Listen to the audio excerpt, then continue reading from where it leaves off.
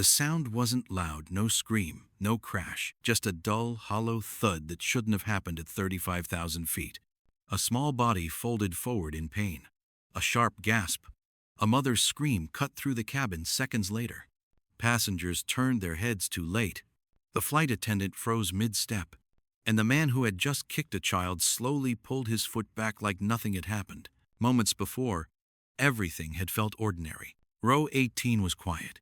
The hum of the engines blended with soft conversations, the rustle of magazines, the occasional clink of ice in plastic cups. It was a routine evening flight from Atlanta to San Francisco, delayed just enough to make people tired but not angry. Ava Robinson sat by the window, her feet swinging slightly above the floor. She was 11 years old, wearing oversized headphones and a hoodie, 2 sizes too big. She pressed her forehead against the glass, watching the clouds glow orange under the setting sun. Her mother, Danielle, sat beside her, scrolling through emails, exhausted but relieved. This flight marked the end of a long week: school meetings, conferences, late nights. Ava had been patient through all of it. Across the aisle, a white man in his late 40s shifted irritably in his seat. He wore a business jacket that looked expensive but wrinkled, his jaw tight, his knee bouncing nonstop. He had already complained twice about legroom, once about the delay, once about kids on planes. Danielle noticed him only briefly. She offered a polite smile when their eyes met. He didn't return it. Ava adjusted her seat slightly, her knee brushing the back of his chair by accident. "I'm sorry," she said softly, barely audible over the engine. The man exhaled sharply. Danielle placed a calming hand on Ava's arm. "It's okay," she whispered. The plane continued climbing.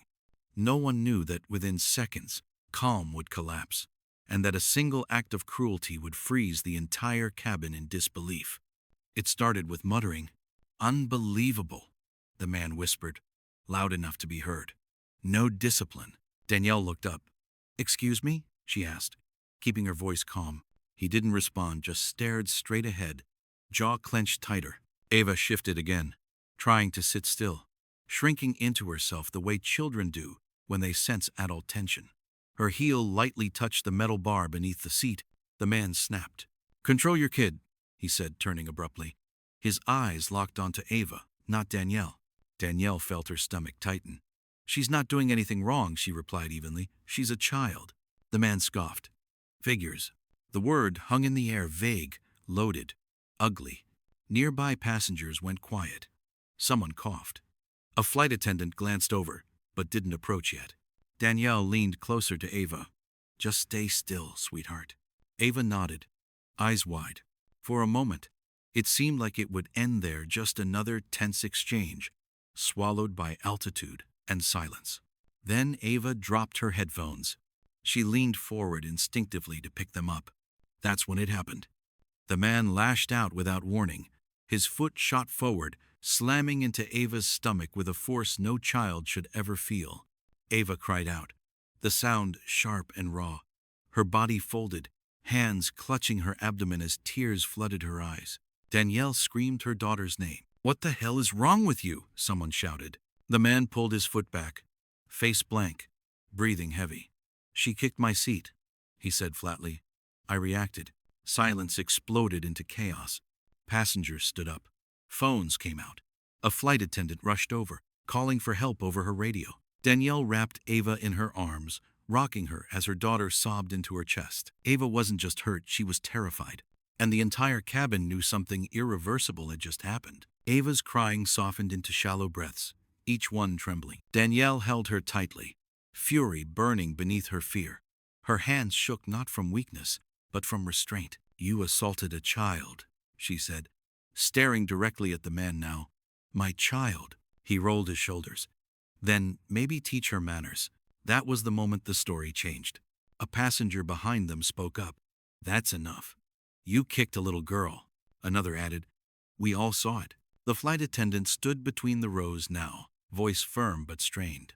"Sir, I need you to remain seated." He laughed, a short, humorless sound. "Or what?" Danielle felt something click into place. She reached into her bag with one hand while keeping Ava close with the other. She wasn't reaching for status. She was reaching for documentation. Her phone unlocked. Emails, schedules, company logos. She didn't announce who she was, not yet. But someone else did. A man across the aisle leaned forward, eyes narrowing. Wait, Robinson? As in Robinson Aerospace? Danielle didn't answer. Whispers spread fast. The white man's expression shifted not to remorse, but calculation. You think that matters? He said. You think money changes what happened? Danielle looked at him coldly. No, she said. What matters is that you hurt my daughter. The captain's voice crackled over the intercom. Calm, controlled, dangerous in its restraint. Ladies and gentlemen, we are aware of a serious incident on board. Please remain seated. The plane began to slow. Ava looked up through tears. Mom, are we okay? Danielle kissed her forehead. Yes, she whispered. We are. But the man across the aisle?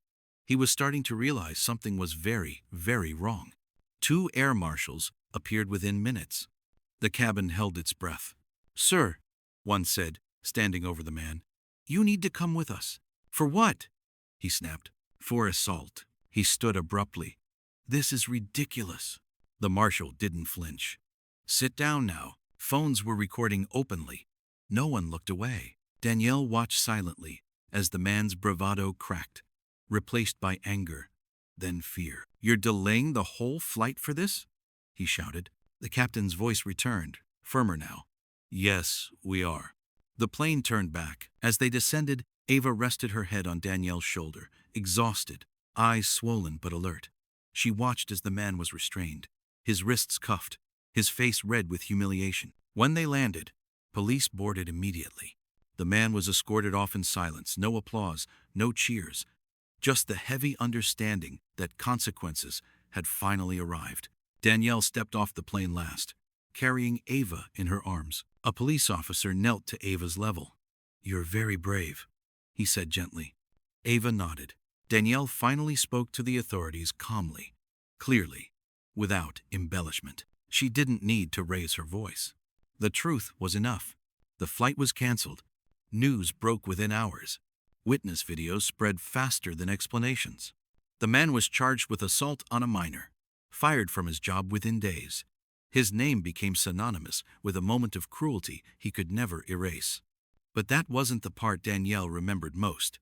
Weeks later, Ava sat at the kitchen table, coloring quietly. She paused and looked up. Mom? She asked. Why did he hate me? Danielle knelt beside her, heartbreaking all over again. He didn't hate you, she said carefully. He was broken inside, and sometimes broken people hurt others. Ava nodded slowly. I'm still not scared to fly. Danielle smiled through tears. Justice had come, but healing was quieter, slower, more important. That flight was delayed for hours, but what it revealed about humanity, courage, and accountability would last far longer. Some moments expose the worst in people. Others remind us who we choose to be. If you were in that cabin, what would you have done? Share your thoughts in the comments, and don't forget to subscribe for more powerful true stories like this.